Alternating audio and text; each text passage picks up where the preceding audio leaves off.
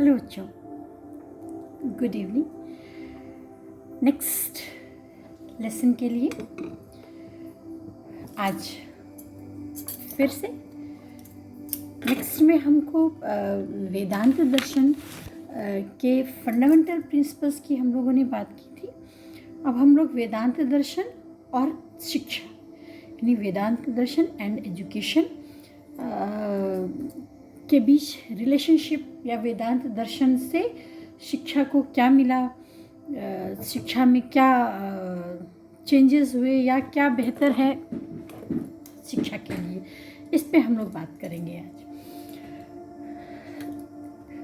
भारत में जो हम लोग एजुकेशन से संबंधित एक कॉन्सेप्ट पे बात करते हैं ना, केवल सिर्फ शिक्षा, वो थोड़ा नया सब्जेक्ट है, पहले नहीं था।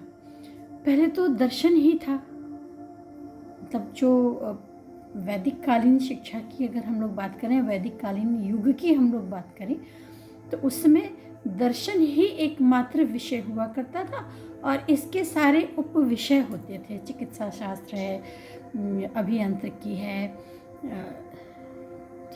ट्रेनिंग है, जो भी है सब दर्शन के ही अलग अलग ब्रांचेस में होते थे।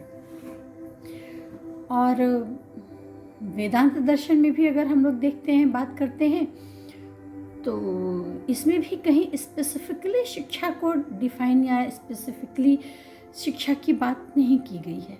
लेकिन जो हम लोगों ने देखा, इसमें तत्व मीमांसा में ज्ञान को बहुत इम्पोर्टेंस दी गई कि ज्ञान की सहायता से ज्ञान प्राप्त करके मोक्ष की प्राप्ति, यानी वो जो ज्ञान शब्द है, जैसे हम लोगों ने पहले भी बात की कि ज्ञान शब्द जो है वो जिसे हम लोग आज शिक्षा कहते हैं, वो तब ज्ञान ही कहलाता था। और ज्ञान से हम मनुष्य के बात व्यवहार में परिवर्तन करके और उनका behavioural reform with the help of knowledge, और जो जितना रिफॉर्म अपने आप को कर पाता था वो उतना ही उच्च श्रेणी का मनुष्य कहलाता था।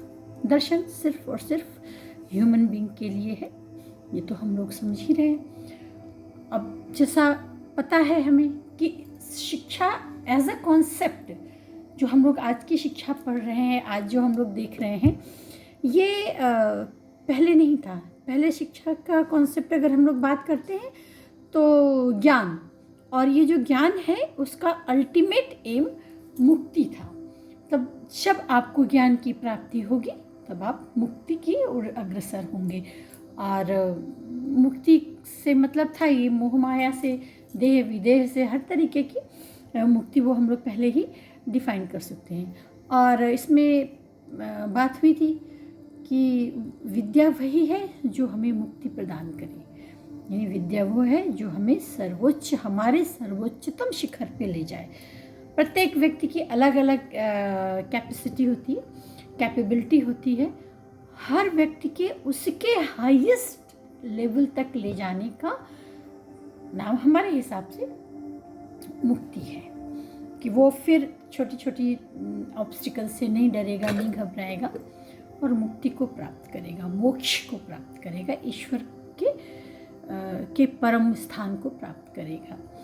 ठीक है, अब आते हैं हम लोग शिक्षा का उद्देश्य क्या था। दो उद्देश्य, अपरा और परा। जो अपरा है व्यवहारिक है और परा आध्यात्मिक। व्यवहारिक जीवन में हमको जो कुछ भी सीखना है, जो कुछ भी करना है, उसकी सहायता से उसको लेते हुए, उसको जीते हुए हम आध्यात्म की तरफ जा सकते हैं। पहले जो हमारी व्यवहारिक जीवन की जिम्मेदारियां हैं, हम उनको पूरा करें और उसके बाद हम ईश आराधना में जाएं, अपने कंसंट्रेशन लेवल को इंक्रीज करें, अपना highest mode of behaviour present करें इस समाज में। ये शिक्षा का उद्देश्य था। और अल्टीमेट एम ऑफ एजुकेशन या अल्टीमेट एम ऑफ नॉलेज क्या था? मुक्ति, मोक्ष की प्राप्ति। और उस मोक्ष की प्राप्ति, उस अल्टीमेट एम को प्राप्त करने के लिए जो छोटे छोटे स्टेप्स थे, वो स्टेप्स साधन के उद्देश्य कहलाए। और वो क्या स्टेप्स थे? सबसे पहला स्टेप है कि शारीरिक और शरीर शुद्धि, शारीरिक विकास और शारीरिक शुद्धि, मतलब स्वस्थ हो व्यक्ति, साफ सुथरा हो, चाहे कितनी भी ठंडी हो, नहाना ज़रूरी है गर्म पानी से। यानी आप अपने शरीर को शुद्ध रखिए, साफ कपड़े पहनो। अब तो कोविड है, 2 साल 3 साल से तो हम लोग इस चीज़ को पूरी तरीके से मान रहे हैं ना, कि हमारे वैदिक धर्म में जो कुछ भी बातें कही गई, हमारे दर्शन में जो बात कही गई, वो आज के समय अनुकूल है कि आप कहीं भी बाहर से आइए, अपना बाहर का जो भी शूज़ है, सैंडल है, उसको रात भर शाम भर के लिए अपना घर के बाहर ही छोड़ दीजिए, अंदर आइए, घर की चप्पल पहनिए, कहीं से भी आकर के कपड़े चेंज करिए, ठंड है फिर भी चेंज करिए, पूरा कपड़ा चेंज करिए, नहाओ साफ सुथरा से। यानी ये आपका शरीर जब प्रॉपर तरीके से वर्क करेगा ना बेटा, उसके बाद ही कोई और स्टेप तुम परफॉर्म कर सकोगे। क्योंकि सारा काम तो देखो हम इस शरीर से करते हैं। हमें सुख मिलना है, हमें को अपना गोल अचीव करना है, हमको अपने आप को जस्टिफाई करना है, सब कुछ करना है। वो किससे करेंगे? अपने शरीर से करेंगे। तो इस शरीर की प्रॉपर डेवलपमेंट और इस शरीर की शुद्धता पर विशेष ध्यान दो। आज का समय भी यही कह रहा है, सब अपने अपने घरों में रहो, सुरक्षित रहो, और सफाई ही एकमात्र है, और एक दूसरे से कीप डिस्टेंस। ऐसा नहीं है कि हम दोस्ती बहुत है हमारी तो हम जूठा पानी पिएं और जूठा खाना खाएं, नहीं। खूब अच्छी दोस्ती है तभी हम जूठा खाना नहीं खाएंगे, जूठा पानी नहीं पिएंगे, क्योंकि ऐसा समय चल रहा है। फिर दूसरा स्टेप है शारीरिक विकास के बाद मानसिक और बौद्धिक विकास, कि हमारा मेंटल एंड इंटेलेक्चुअल डेवलपमेंट। जब वो प्रॉपर तरीके से हमारा मेंटल डेवलपमेंट होगा, इंटेलेक्चुअली हम रिच होंगे, तो हम चीज़ों को अच्छे से समझ सकेंगे। जब हम इंटेलेक्चुअली एंड मेंटली स्ट्रांग बनेंगे, फिर हम नेक्स्ट स्टेप पे बात कर सकते हैं कि moral development and character development. प्रत्येक व्यक्ति में अगर प्रत्येक व्यक्ति मॉरली स्ट्रांग हो जाए, उसका चारित्रिक मजबूती हो जाए, तो आजकल जो समाज में गंदगी फैला है ना, वो सब खत्म हो जाए। इसीलिए दर्शन हमेशा स्व के विकास की बात करता है कि आप अपने सर्वोत्तम शिखर पे जाइए। आप अपना कंसंट्रेशन लेवल, अपना मनोबल, अपना नैतिक बल, अपना चारित्रिक बल, अपना बौद्धिक और मानसिक बल इतना मजबूत करिए कि आपसे कोई भी गलत बात व्यवहार करना तो दूर, गलत दृष्टि से देख भी न सके आपको। और आप भी इस समाज को बेहतर व्यक्ति अपने रूप में समाज को दीजिए। ये तब भी सही था और आज भी सही है। इसके बाद वोकेशनल एजुकेशन, वर्णानुसार कर्म की शिक्षा, यानी जो व्यक्ति जिस स्किल में अच्छा है, उस स्किल को उसमें उसके व्यावसायिक रूप में विकसित करना, ये उद्देश्य था तब की शिक्षा का, तब के ज्ञान का, तब दर्शन का। हमारे वेदांत दर्शन के ये सब उद्देश्य हैं। उसके बाद हम लोग साधन चतुष्टय में प्रशिक्षण लें। साधन चतुष्टय क्या है? वो क्रोध, मोह, लोभ, माया, अहंकार, इनसे हम थोड़ा अपने आप को बैलेंस रखें। दूर तो नहीं रख सकते हैं एज अ ह्यूमन, लेकिन इंस्टेंट रिएक्शन ना हो। जब हम रिएक्शनरी हो पर इंस्टेंटली ना रिएक्ट करें, थोड़ा सा अवसर दें सामने वाले को भी, और थोड़ा अवसर खुद को भी दें रिएक्ट करने से पहले। ये भी सोचें कि रिएक्शन ज़रूरी है क्या, क्योंकि हर बात में प्रूव करने के लिए डिस्कस करना, हर बात में प्रूव करने के लिए दौड़ लगा लेना तो बिल्कुल भी ज़रूरी नहीं है। हम हमारी क्षमताओं का पूर्ण आकलन ज़रूरी है, करते भी हैं, लेकिन उसके लिए हम हर किसी के आगे थोड़ी ना अपने आप को प्रूव करने लगेंगे कि हमें बहुत अच्छा आता है, तुम हटो तुम हटो। ना ना, ऐसा नहीं है। हमें तो सिर्फ स्वयं को सिद्ध करना होता है और किसी को नहीं सिद्ध करना होता है। एक बात। दूसरी बात कि जब हम स्वयं सिद्ध हैं तो हमें किसी और को सिद्ध करने की आवश्यकता ही नहीं है, क्योंकि बेटा जब हम हर किसी को सिद्ध करने लगेंगे ना तो हर कोई अपना अपना पॉइंट ऑफ व्यू देने लगेगा और वो हमारे लिए नुकसानदायक होता है। ठीक है, ये सबसे ज़रूरी कि जो भी है, गुस्सा भी करना है तो गुस्सा बहुत ज़रूरी है, भय बिन होई न प्रीत। लेकिन गुस्सा करने के लिए भी 3 दिन 4 दिन का अवसर तो मिलना चाहिए ना, इसके बाद उस पर रिएक्शन करेंगे। ये हमारे लिए आज बहुत ज़रूरी टास्क था। उसके बाद ओवरऑल पर्सनालिटी डेवलपमेंट, मतलब किसी भी व्यक्ति का संपूर्ण व्यक्तित्व का विकास। ऑब्वियसली ऐसा व्यक्ति जो फिजिकली स्ट्रांग है, फिजिकली प्योर है। प्योर इसका ये मतलब नहीं है कि बढ़िया गंगा जल छिड़क छिड़क के प्योर है, साफ़ सुथरा है, साफ़ सुथरे कपड़े पहनता है, टाइम से नहाता धोता है, वो है।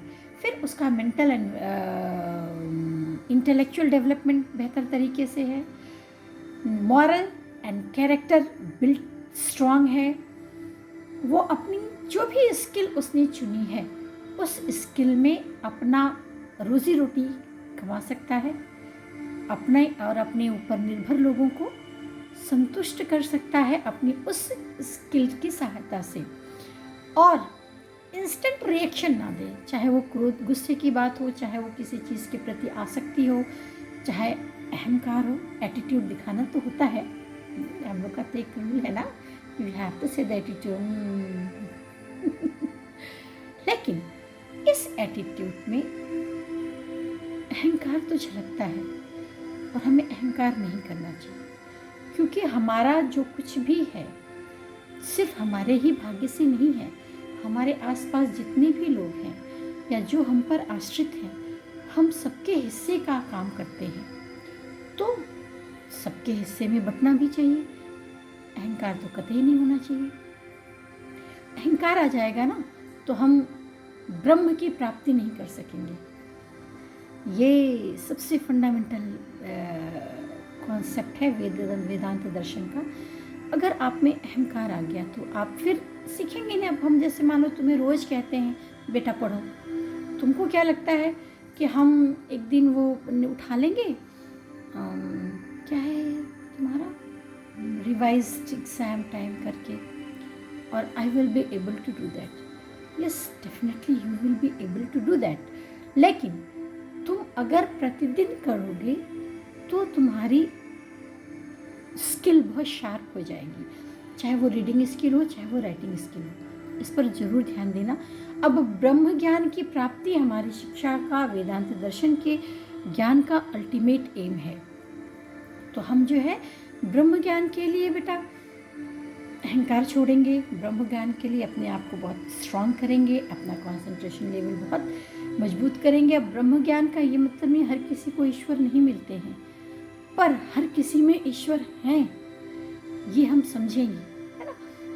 अब भाई ईश्वर की प्राप्ति में तो ऋषि मुनि सालों साल का समय लगा देते हैं, हज़ारों साल तप करते हैं, तब कहीं ईश्वर के दर्शन होते हैं। तो हम जैसे तुच्छ प्राणी ईश्वर का दर्शन करने का कैसे सोच सकते हैं।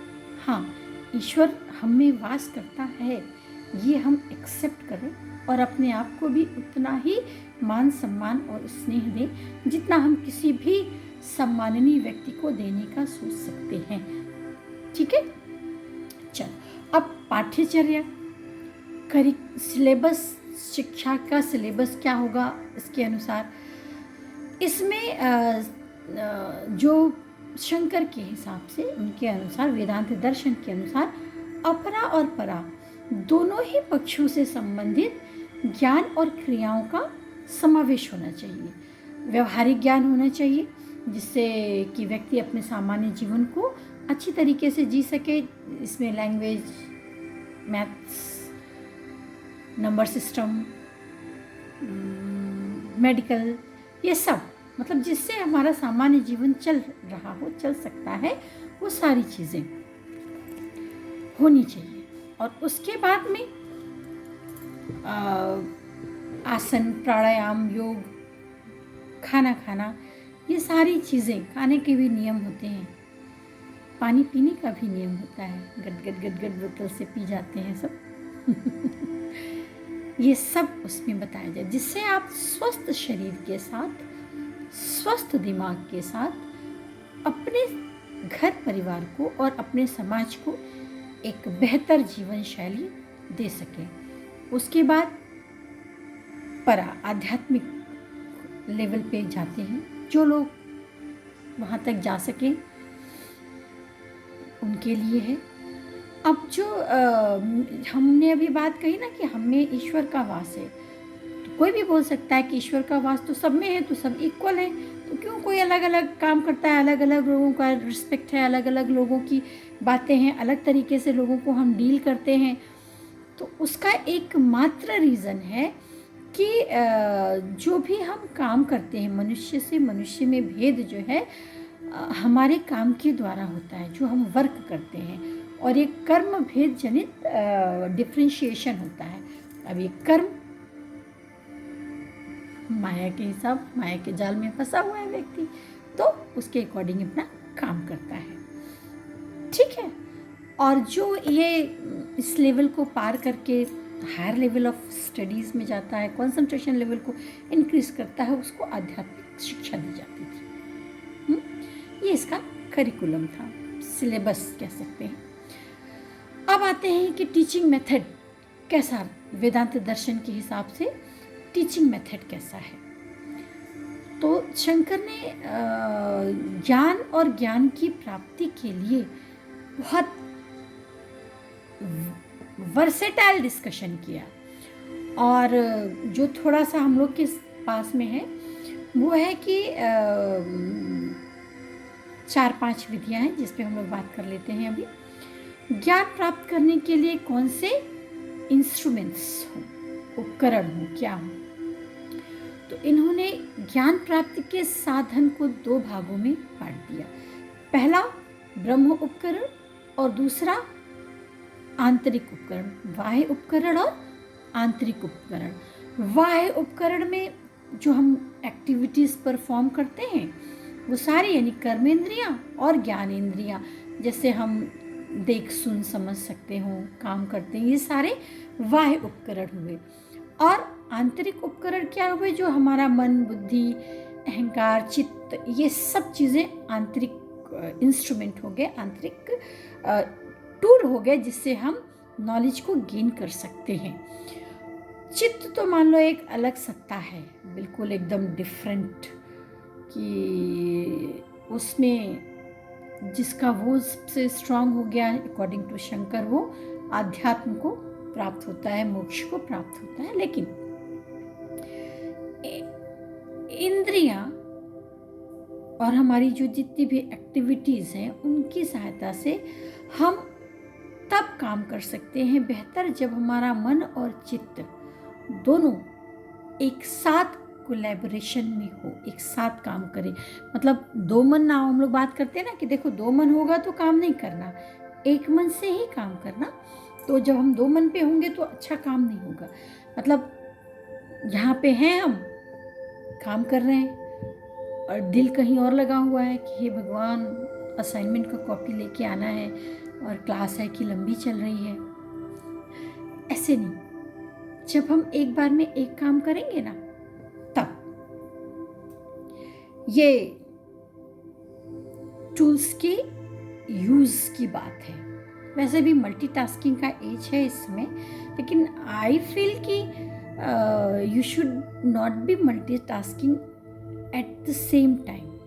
से अभी अगर हम फिलॉसफी पढ़ रहे हैं तो हम फिलॉसफी ही पढ़ें, जब हमारा फिलॉसफी का टर्म ख़त्म हो जाए देन कुछ और नेक्स्ट पढ़ें।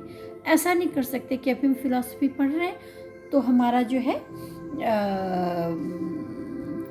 इमीडिएट हम जो है अपना साइको शुरू कर दें या इंक्लूसिव की बात करने लगे, तो फिर काम थोड़ा गड़बड़ हो जाता है। अब आते हैं दूसरा, ज्ञान प्राप्त करने के स्रोत, यानी सोर्सेस क्या हैं ज्ञान प्राप्त की।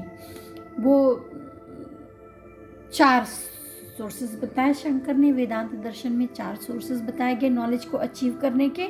पहला है प्रत्यक्ष यानी डायरेक्ट, अनुमान यानी जस्ट गेस, शब्द और लॉजिक, तर्क।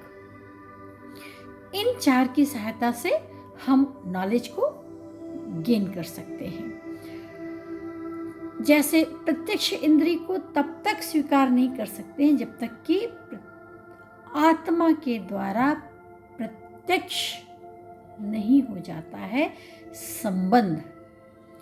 अब इंद्रियां हैं, इंद्रियों को कैसे मालूम चलेगा कि मैडम चश्मा लगा के देख रही हैं, या कैसे पता चलेगा कि हमको हमारा नेक्स्ट सेशन कब से शुरू होगा क्लास का। ये सब तभी होगा ना जब हम मन से एक्सेप्ट करेंगे कि yes I have to listen. हमने अपना उसको मतलब आत्मा, तो मान लो हम लोग आत्मा तक नहीं जा पा रहे हैं, यहाँ तो आत्मा की बात है, पर फिर भी हम तो एक्सेप्ट करेंगे ना कि when I will receive the lesson then I have to read और I have to listen that, है ना, तभी तो हम काम कर पाएंगे बेहतर तरीके से। तो ये हुआ हमारा प्रत्यक्ष।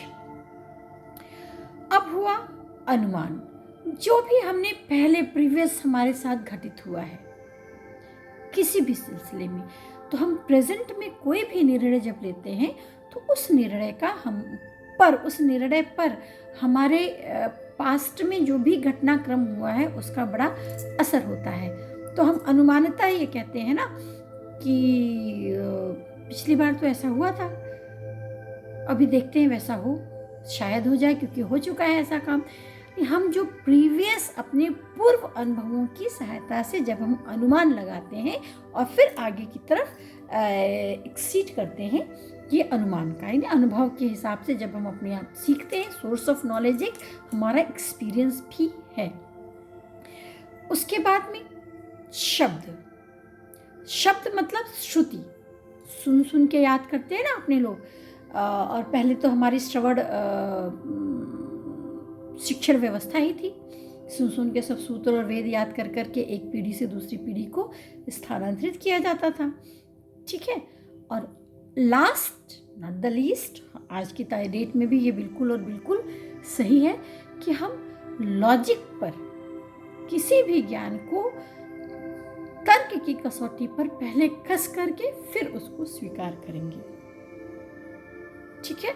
इसमें हमारा दिमाग काम करता है, बौद्धिक क्षमताएं हमारे सहायता करती हैं और मेंटल एबिलिटी, लॉजिक पावर को डेवलप करके जो भी कॉन्सेप्ट, जो भी नॉलेज हम एक्सेप्ट करने वाले हैं उसके प्रति हमें सचेत करती है। ज्ञान बहुत है पर उसको हम एक्सेप्ट करेंगे, वो बहुत ज़रूरी है, ठीक है। फिर ज्ञान प्राप्ति के सोपान यानी स्टेप्स क्या क्या है नॉलेज के, 3 स्टेप्स बताएं। पहला श्रवण यानी सुन करके हम वेद, उपनिषद, गीता, पुराण, ये सारे श्रवण के माध्यम से सुन करके हम समझ सकते हैं, पढ़ सकते हैं। उसके बाद जो सुना है उसको मनन करके, चिंतन करके, उस पर अपना 100% दे करके एक्सेप्ट करें। और उसके बाद में निधिध्यासन।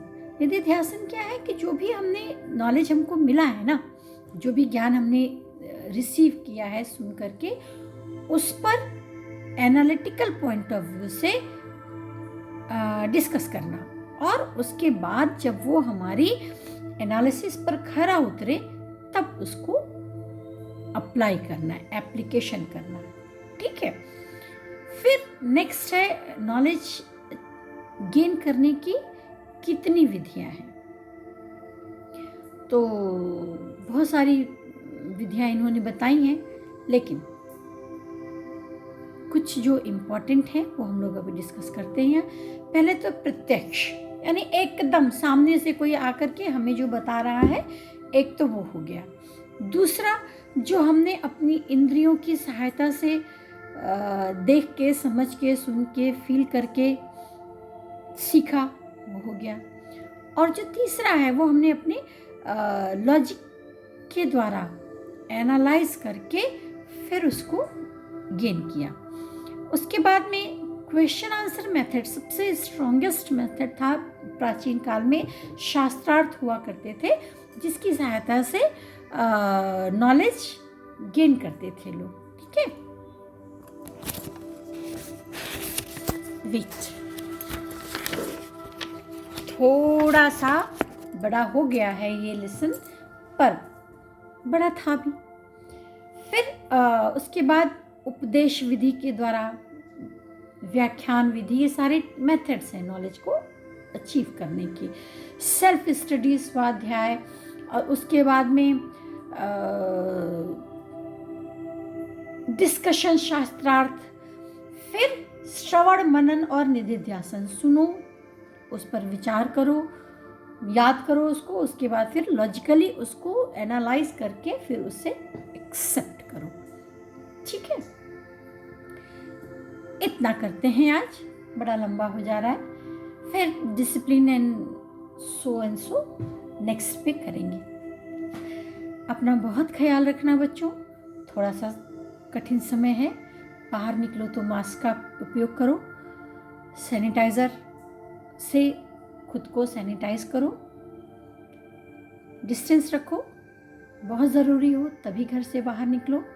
थोड़े दिन की बात है, ये समय भी कट जाएगा, पर अपना ख्याल रखना, साफ़ सफाई का बहुत ज़रूरत रखना, उसकी तो बहुत ही ज़रूरत है साफ़ सफाई की। घर में जो बड़े बुज़ुर्ग हैं उनको बहुत हेल्प करना। ठंड भी है और मौसम भी ख़राब हो रहा है, मौसम कोविड के कारण ख़राब हो रहा है, बाकी तो ठंड का मौसम अच्छा ही होता है, बढ़िया है ना। You people feel very cool, excited ना। बढ़िया अच्छे से कपड़े पहन के अपने घर में रहो, अपना ख्याल करो। शुभाशीष तुम सबको, गुड नाइट।